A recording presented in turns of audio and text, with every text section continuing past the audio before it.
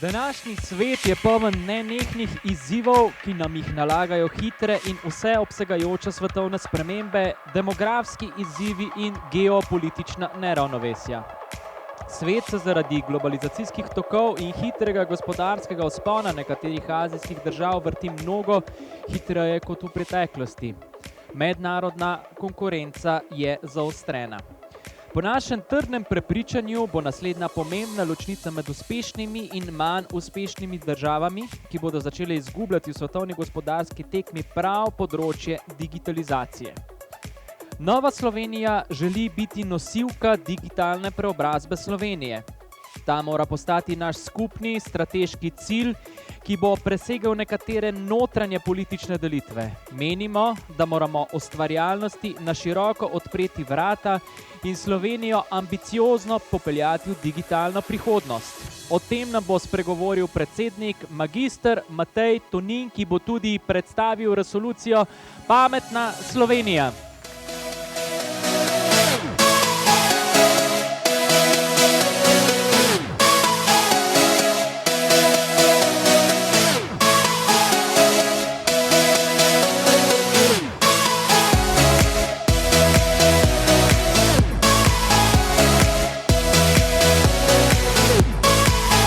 Aplavz za našega predsednika. Za pametno Slovenijo potrebujemo pametno mobilnost, vsi skupaj pa vedno potrebujemo tudi kanček sreče. Dober dan, spoštovani prijatelji in prijateljice Nove Slovenije. Svet gre s svetlobno hitrostjo naprej in prav je, da gremo z njim tudi mi. Še pred stoletji so ljudje hodili bosi. Bosi so hodili kilometre in kilometre in kilometre in kilometre. Potem so prišle inovacije. Kaj je prišla prva stvar? Čevlji, takšni in drugačni. Bi rekel, prva industrijska revolucija na področju hoje. Na to za čevlji pridajo že v času moje rane mladosti kotalke. Na dveh linijah 4 koleščka. Takrat v tistih časih, ko smo se še kotalkali, so bile take, jaz bom rekel, elektronske dilce, ker očitno še ni ustreznega slovenskega izraza za to vrstna vozila, prisotne samo v kakšnih znanstveno-fantastičnih stripih, morda filmih, vsekakor si pa nismo domišljali, da si bom jaz že čez nekaj let kasneje sam vozil točno s takšnimi vozili. Vmes se je zgodila še manjša inovacija in sicer od kotalk k rolerjem, ker imamo v eni liniji 4 kolesa in ne v 2 linijah, je zadeva že bolj okretna, bolj enostavna, skratka, stvar je šla naprej. No in danes imamo električno dilco, ki zaznava tvoje gibe, če želiš, greš naprej, če želiš, greš nazaj. Zagotovo bo pa prihodnost prinesla še večje inovacije, da bo to vrstne dilce še bolj pametne, da bodo že razumele iz mojih preteklih dejanj, iz mojih hotenj, kaj si pravzaprav želim. In bom enostavno stopil na elektronsko dilco in me bo odpeljala tam, kamor si bom želel. Danes je to vse seveda znanstvena fantastika, morda čez nekaj let postane resnična realnost. Zagotovo sem prepričan, da ko je kdo se spraševal, zakaj bo Nova Slovenija danes predstavila iniciativo Pametna Slovenija za vsesplošno digitalizacijo, pa saj se vendarle ljudje bojijo tehnologije. Številni, s katerimi sem govoril, so rekli, da ste prepričani, da boste v središče danes, na današnjo soboto, postavili prav to temo. Saj veste, ljudje se bojijo tehnologije. Ljudje se bojijo, da bo tehnologija vzela delovna mesta ljudem. Ampak prav zato smo tukaj mi, ker želimo tudi pri razvoju tehnologije človeka postaviti v središče. Mi si želimo, da bo tehnologija služila človeku in ne obratno. To se mi zdi ključno.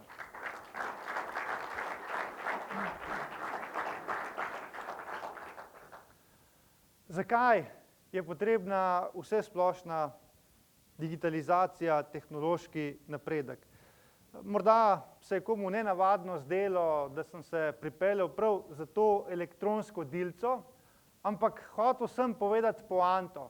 Če se država in če se Slovenija danes ne bo tehnološko razvijala, potem bo začela dramatično zaostajati za ostalimi državami in ostalimi razvitimi narodi. Ker vsaka industrijska revolucija še dodatno potencira te razlike. Postajajo vse večje. Oziroma, če ponazorim na konkretnem primeru, dokler so ljudje hodili bosi, so lahko prehodili neko število kilometrov. Potem je prišla prva inovacija, rečemo temu čevlji. Čevlji so jim pomagali, da so že prehodili več.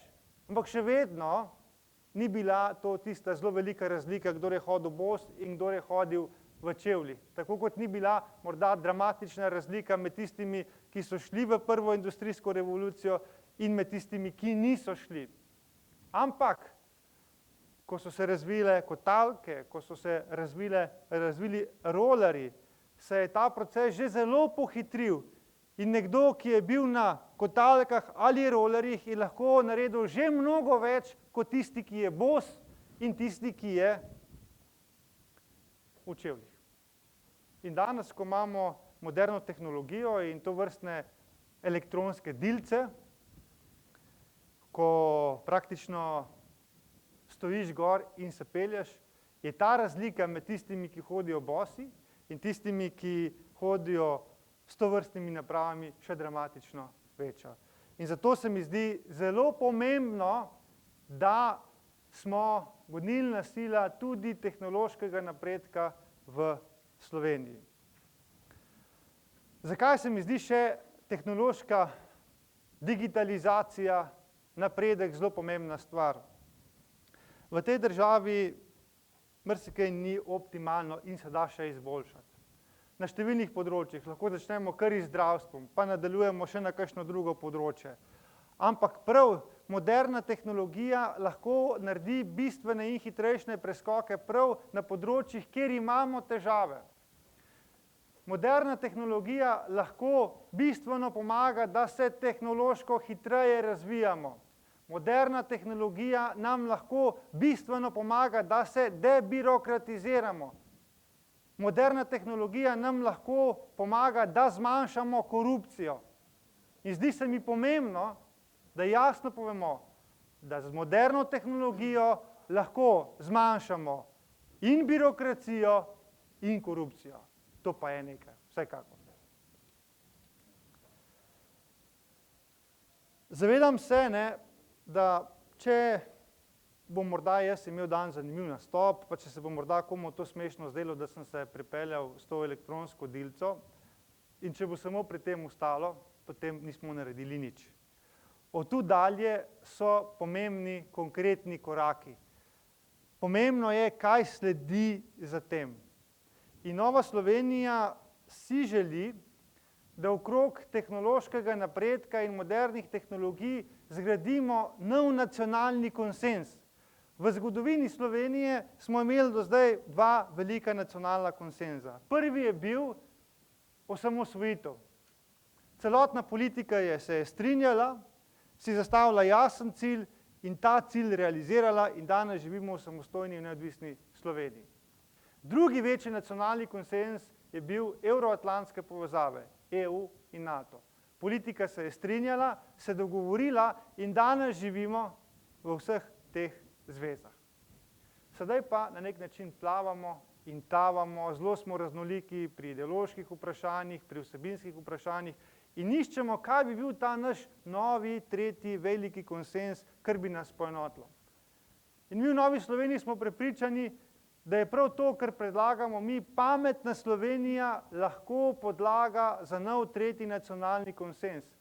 Da to je na nek način še edina stvar, kjer se je leva, desna in sredinska politika sposobna dogovoriti in se vzeti skupaj in to stvar tudi realizirati. Ker v katerikoli drugi državi so to stvar počeli, je bilo ključno, da se sam vrh političnega establishmenta za to odločil in potem jasno in glasno sledil vsem konkretnim stvarem, ki so bili na tej poti. In zato se nam zdi v Novi Sloveniji ena izmed pomembnih stvari, da okrog pametne Slovenije in tehnološkega razvoja oblikujemo tretji nacionalni konsens.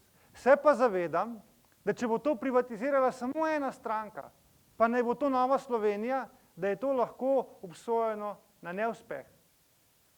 Zaradi tega, če želimo graditi tretji nacionalni konsens, potem je potrebno biti vključujoč, vključiti vse in tukaj se mi zdi, da bi predsednik republike, Borut Pahor, lahko prevzel koordinacijsko vlogo in da bi bil že zelo vesel, če bi začeli z nekim posvetom, kako to stvar postaviti v središče naših prizadevanj.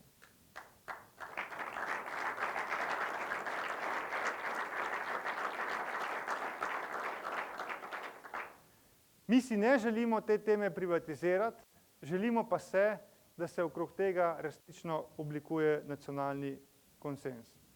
In kje smo? In kje bi morali biti?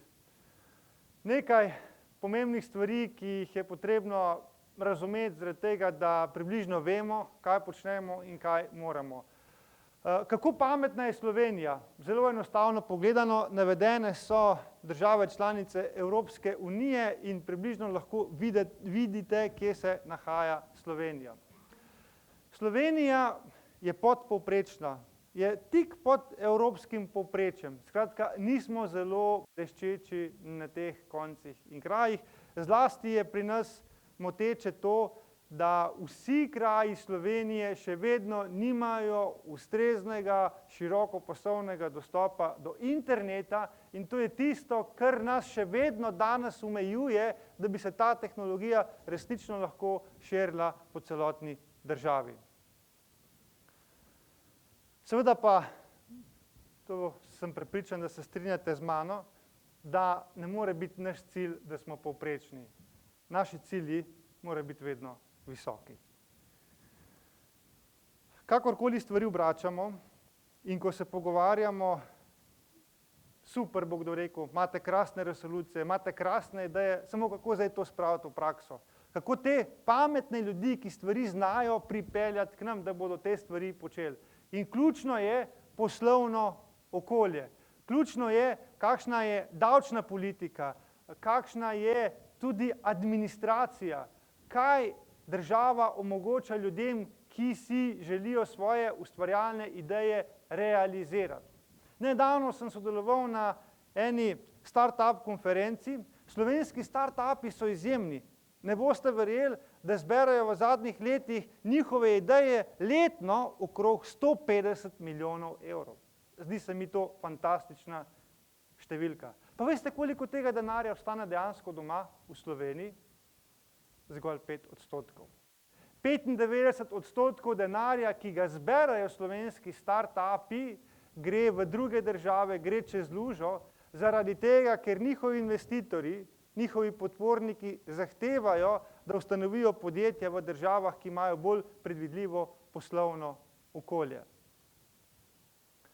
In če želimo pametno Slovenijo prinesti na naša tla, potem potrebujemo tudi podjetja, ki bodo te tehnologije prinašala v Slovenijo.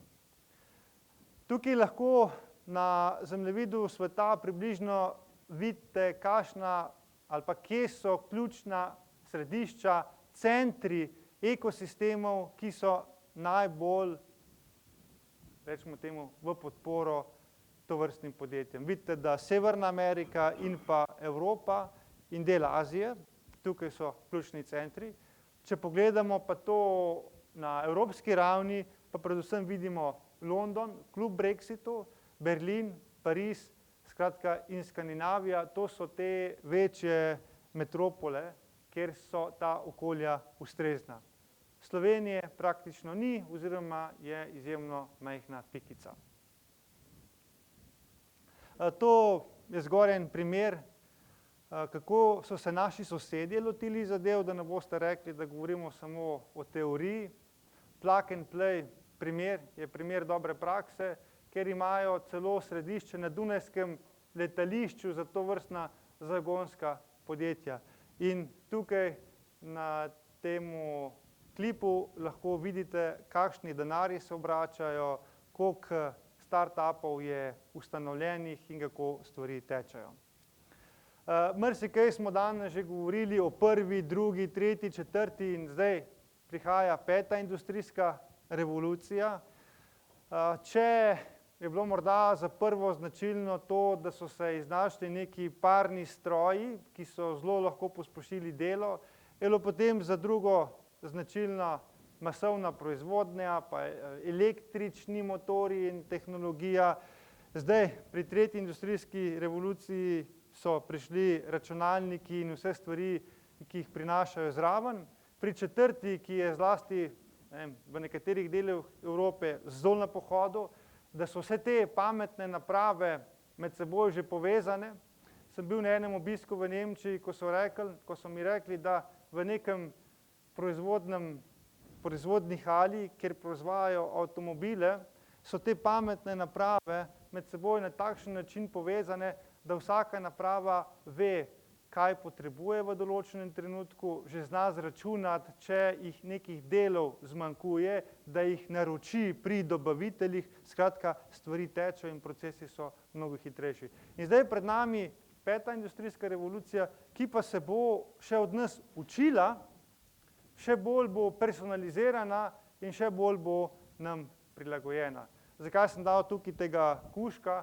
Zaradi tega, ker sem želel na konkretnem primeru ponazoriti, kako naj bi te stvari izgledale. Torej, boste imeli pametno posodo, ki bo natančno vedela, kdaj bo ta kužek pojedel brikete, potem bo ta stvar povezana z omaro, kjer bodo briketi, vedela bo ta naprava, kjer brikete ima rad, ko jih bo zmanjkovalo, jih bo ta naprava že naročila in po pošti jih boste dobili že na domači naslov.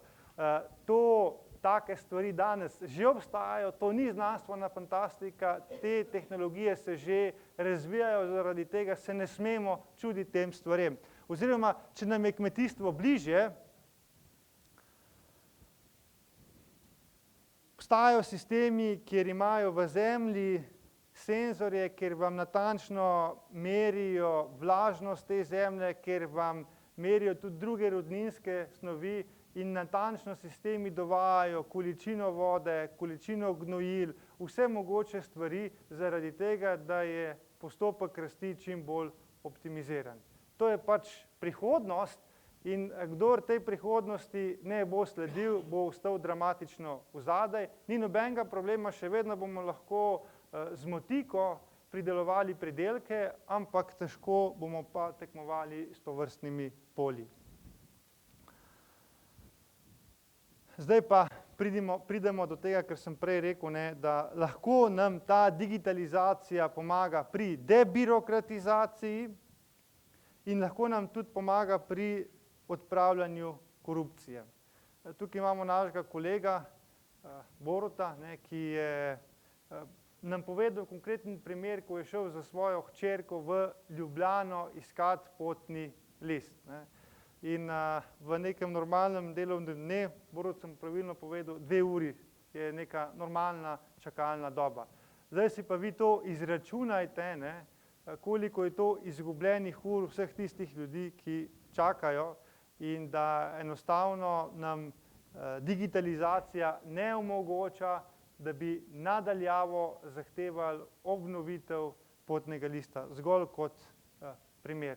Da še vedno je preveč čakanja pred uradniškimi okenci in seveda potem Borut, če deli izkušnjo z nami, kako ga je tudi javna uslužbenka malo okarala, da določenih stvari se pa žal ne da narediti digitalno. Ampak težko je sprejeti takšen argument, če so v 60 letih šli na Luno in se je to dalo, danes pa nekateri v javni upravi pravijo, da se pa ne da določenih postopkov digitalizirati.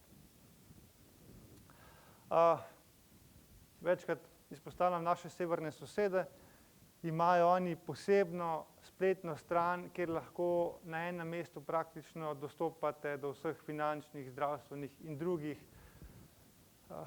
digitalnih vzvodov, ki jih država ima. Zdaj, zelo napredna je na tem področju Estonija. Tukaj so nekateri podatki zelo zgovorni, recimo, da 98% ljudi ima digitalno ID-kartico, da kako vse se stvari uporablja. Izpostavil bom pa samo dva primera, za katere dva sem slišal v Estoniji. Eno je, in tukaj se lahko primerjamo, da je Estonija majhna država, da nima veliko resursov in da je nekoč imela socializem, še tršo obliko socializma, kot ga imamo mi danes, pa nas že po številnih področjih prehiteva. Ampak v neki točki se je njihova celotna politika odločila, da bo kurs spremenila in da gre po poti digitalizacije in uvajanja informacijskih tehnologij. In moje vprašanje je bilo, kako so naredili ta preskok do starejših, da so jim te stvari približali in kako te stvari dejansko funkcionirajo. Najprej ki bi lahko ure in ure govoril o konkretnih primerih, ampak ena izmed stvari, ki se mi je zdela nenavadna in zelo primerljiva z nami, policijske enote so v Estoniji veljale za izjemno korumpirane, slabe, nezanesljive. To je bilo v 90-ih letih. Ko danes pogledate rejtinge policijskih enot v Estoniji, ugotovite, da je to ena izmed najbolj priznanih institucij v državi. Pa veste zakaj? Zaradi tega, ker je to korupcijo praktično odpravljena tehnologija. Policistom so avtomobile inštalirali posebne sisteme, ki imajo prepoznavo tablic. Ko se policist pripelje za vam, mu že takoj v računalniku in v njegovem avtomobilu napiše, ali ste vi rizičen voznik, imate veliko prekrškov, ali je vaš avto registriran. In če ste rizičen voznik, se potem odloči, da vas ustavi. Ko vas ustavi, se postopek avtomatsko odpre, tako da se ne more zgoditi, da kakšen policijski šef posreduje in reče, opa, napačen ga ste prijeli, bomo to mi spravili v predal. Se postopek avtomatsko odpre in ko policist pride in opravi postopek, se usede v avto in samo odklika, za katere stvari je šlo, in ko pritisne narejeno, avtomatsko dobi ta državljan položnico za plačilo globe. Pika. Nobene birokratizacije, ker naš Valentin, ki pokriva pri nas notranje zadeve, vam je prej govoril o tem, kako zbirokratizirani so postopki pri policistih in pri podobnih stvareh. Konkreten primer pa bi lahko še in še in še o konkretnih primerih govoril. Da ne govorimo o elektronskih volitvah, vidite, tehnologija je šla naprej, tam pač 44% njihovih volivcev na telefonu voli, pa celo takšen sistem imajo, da lahko v sredo glasujejo za eno stranko, pa potem jih je v četrtek nekatera druga bolj prepričala, označijo drugega, če pa želijo, grejo pa lahko v nedeljo še fizično na volišče. In če grejo fizično na volišče, se potem tiste njihovi elektronski glasovi izbrišajo, če pa ne grejo na volišče, se pa upošteva tisto zadnje, ker veste, v zadnjem tednu vas lahko enkrat ta, enkrat oni prepriča in da imate možnost popravka. V pravosodju, kjer je strašanska katastrofa, a si vi predstavljate, ne, da v času, ko smo mi vsi družini Janković podarili 30 milijonov evrov, se je pol Slovenije namesto z Jankovićem ukvarjalo z mojim zobom. A je to normalno? Meni absolutno ni normalno. In zakon, ne, ki omogoča, da je Janković se rešil za 30 milijonov evrov dolgov, opa, Nova Slovenija je bila edina poslanska skupina, ki je glasovala proti temu zakonu in na to vrstne zlorabe že takrat opozarjala. Zdaj bi jaz opomnil.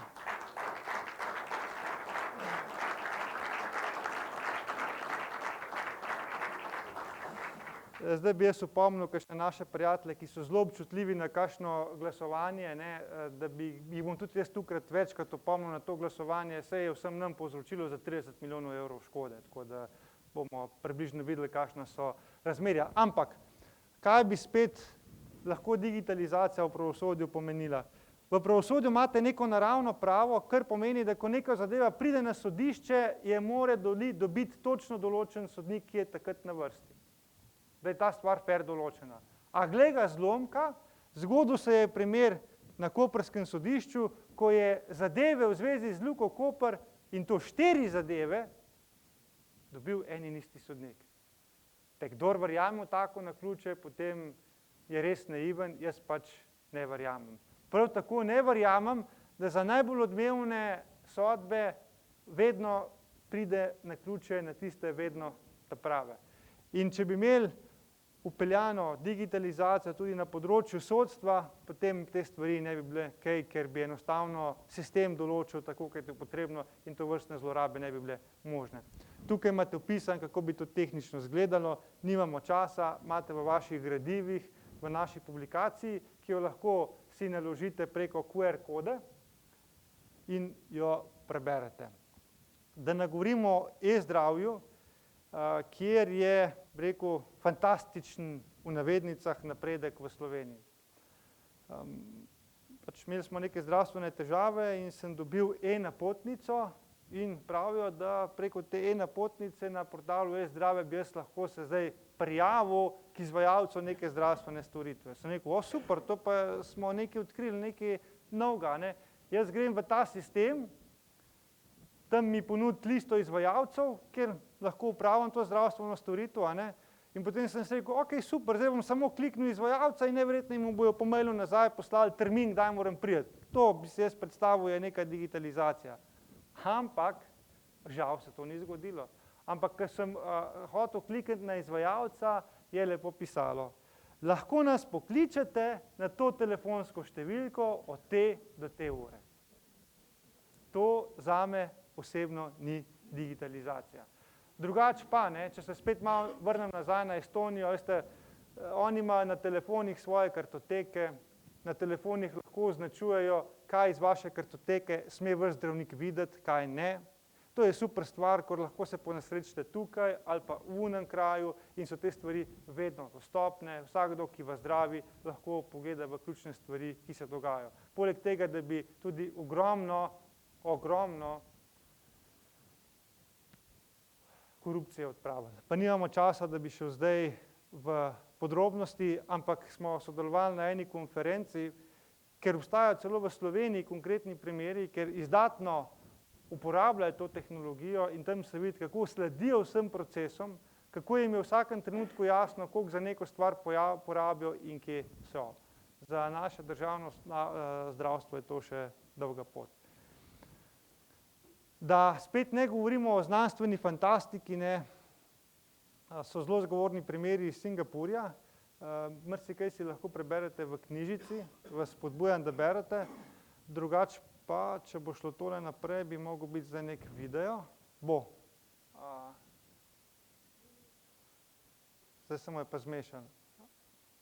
Kaj pa zdaj? Evo, tudi ko gre za digitalizacijo, se seveda pojavljajo težave in morda napake, ampak bistveno pa je, da nikoli ne obupamo in da vedno, ko pademo, se tudi poberemo. Evo.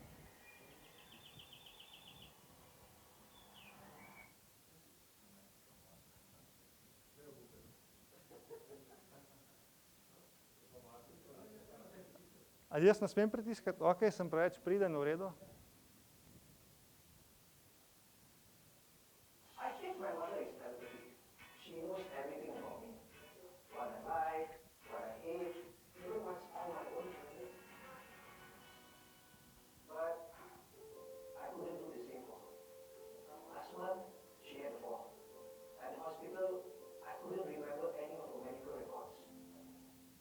Luckily, the hospital moved everything.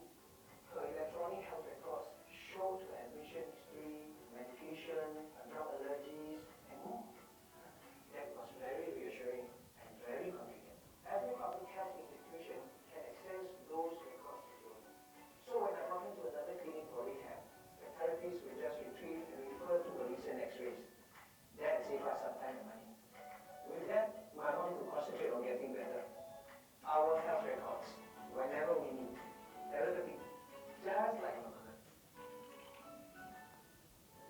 Evo, tako lahko tehnologija tudi služi človeku.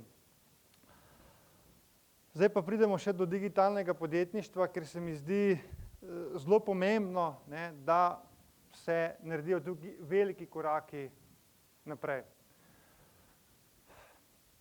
Na tem startup srečanju, na tej startup konferenci, ko sem se čudil in spraševal, zakaj 95% od teh 195 milijonov, ki jih naši startupi zberajo, odide drugam.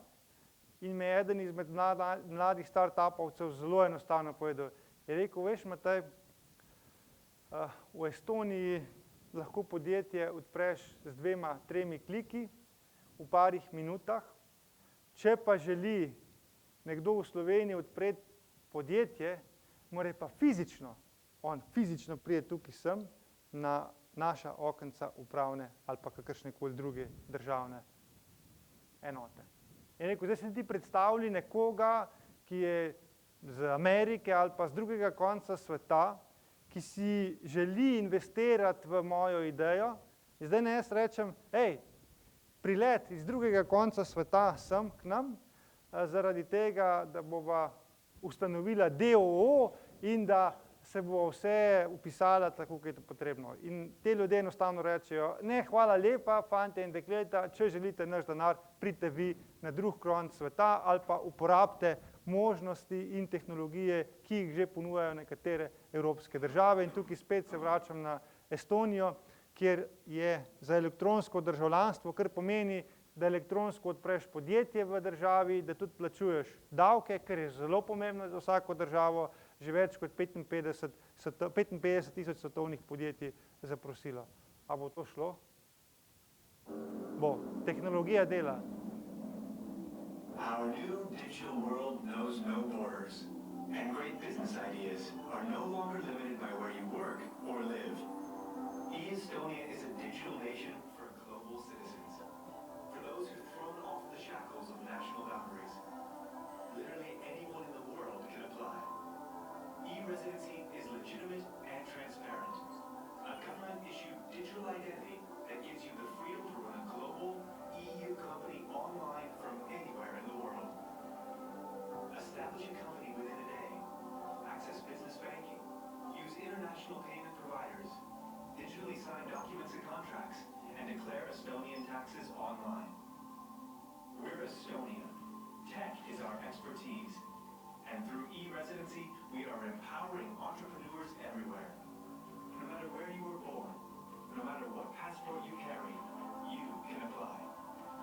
Use e-residency to run your business from anywhere in the world. Unleash your entrepreneurial potential, because no business should be bound by physical borders. Apply for e-residency today and join our new digital nation. e-resident.gov.ee. Zakaj vam kažem to vrstne filmčke? Z preprostega razloga. Zaradi tega, ker hočem pokazati, da to, kar govori Nova Slovenija, ni neka znanstvena fantastika, ampak to vrstne stvari že obstajajo, pa ne tam daleč nekje v Aziji ali pa v Severni Ameriki, ampak obstajajo tukaj pri nas na domačih evropskih tleh. In zato je spodbuda, da če nekaj ne bomo naredili zelo konkretno prav zdaj, bomo z razvojnimi koraki še bolj zaostajali, še bolj na mestu. Tukaj imate še enih par primerov, ne, kako morajo postati pametna mesta, če želimo dobiti tudi pametna vozila v smislu samovozečih vozil. Tukaj imate seznam najbolj primernih in pripravljenih držav za avtonomno vožnjo vozil. Še en primer Singapura. Kaj se mi zdi bistveno, da lahko moderna tehnologija naredi? Saj veste, da tisti, ki se vozimo po slovenskih avtocestah, obolevamo vsak dan. V gnečah, v čakanju, potem, ko se že prebijamo skozi avtoceste, nas čaka še mesto. In če kaj, potem ta nova moderna tehnologija lahko pripomore k temu, da se učinkovito odpravljajo zastoji. In spet, Singapur in še kakšne druge države imajo sisteme, moderne, bi rekel, telefone integrirane v avto, ki nam pomagajo, da se v realnem času izračunava, katera trasa je najbolj učinkovita. Kar v konkretnem primeru pomeni, da ko se jaz doma v Zgornjem Tuhinju usedem v avto, prižgem telefon, mi telefon sam izračuna, katera je najhitrejša in najbolj pametna pot, da pridem v Ljubljano do službe. Takšna je aplikacija tovrstnih stvari. In to bi bilo učinkovito za vse nas. Ne pa, da moramo tuhtati, ali bomo šli po tej poti ali po oni poti, vse posod pa se zabija. Morda pa tukaj še nekoliko bolj, še bolj znanstveno-fantastične zadeve in primeri. Hyperloop tehnologija. Pri nas gradimo drugi tir, ki je tehnologija preteklosti, ki je tehnologija Marije Terezije in ne boste verjeli, ne, da ta tehnologija po naših izračunih stane približno kilometer drugega tira, bo tam okrog 44 milijonov evrov stal. Kilometer tega Hyperloopa po do sedaj znanih podatkih stane okrog 36 milijonov evrov. Ali ste kaj pa razlika v tem, da tukaj noter bojo stvari letele s 1200 km na uro, vprašamo pa se lahko, kako hitro bodo lahko vozili vlaki po Sloveniji.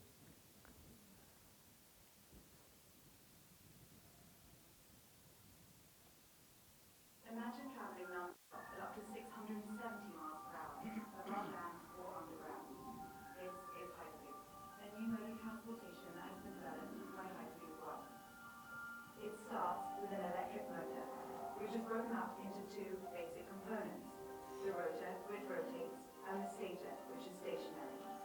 The stator is an electromagnet, so when an electric current passes through it, the rotor is magnetically attracted to spin.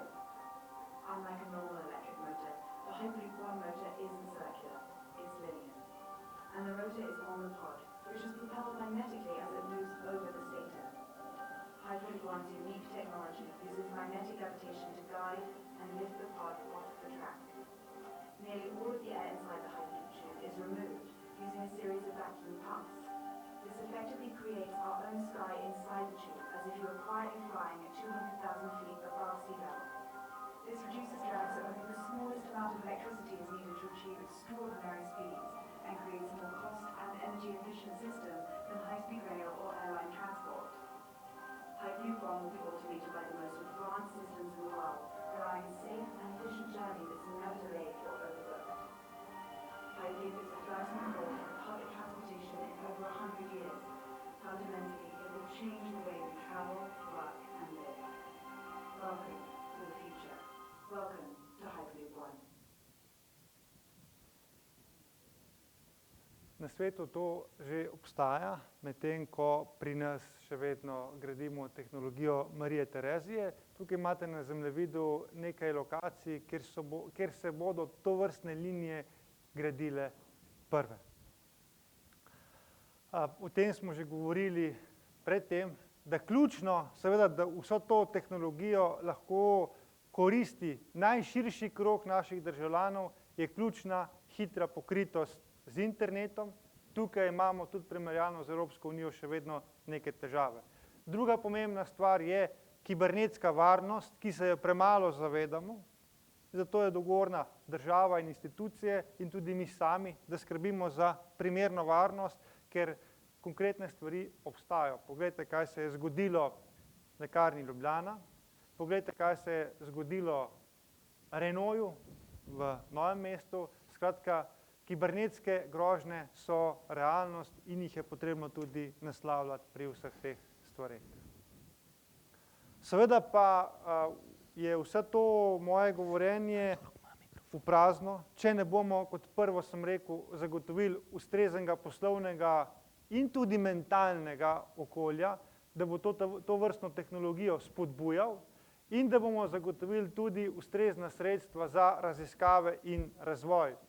Mislim, da tale graf pove vse, da kakšnih potrebnih komentarjev ni potrebno. To je delež, ki ga posamezna država namenja v BDP-ju za raziskave in razvoj. Vidite, Avstrija in Nemčija sta nad 3% BDP-ja, potem imate tole vijolično povprečje OECD-ja, potem imate tole rdečo povprečje Evropske unije, modro pa Slovenijo. To je trend, ki ga imamo. In prav zaradi tovrstnega trenda je potrebno o teh stvareh veliko govoriti. In tudi zdaj, ko bo proračun, bo nova priložnost, da se bo Nova Slovenija zelo odločno in jasno zavzela za več sredstev za raziskave in razvoj, ker če raziskav in razvoja ne bo, potem tudi tehnološkega napredka ne bo.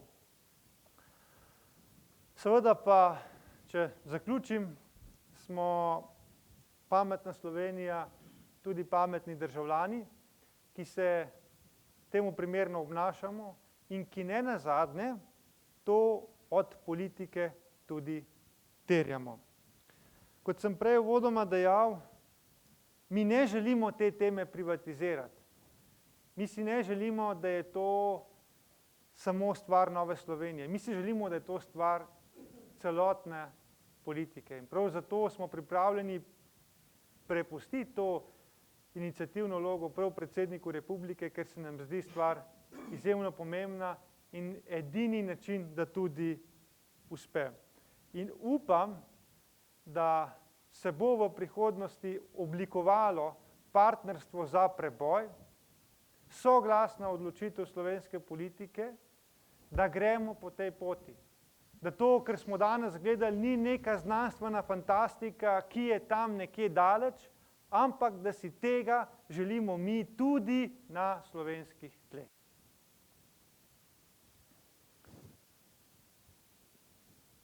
In ta naša programska konferenca, ki smo jo danes zastavili, je začetek. Sledilo bo še več programskih konferenc v prihodnosti, kjer bomo Sloveniji jasno povedali, kaj si želimo, kakšno Slovenijo vidimo. In bodite prepričani, da bomo do naslednjih volitev tako programsko kot tudi kadrovsko pripravljeni. Skupaj smo močnejši. Pa srečno.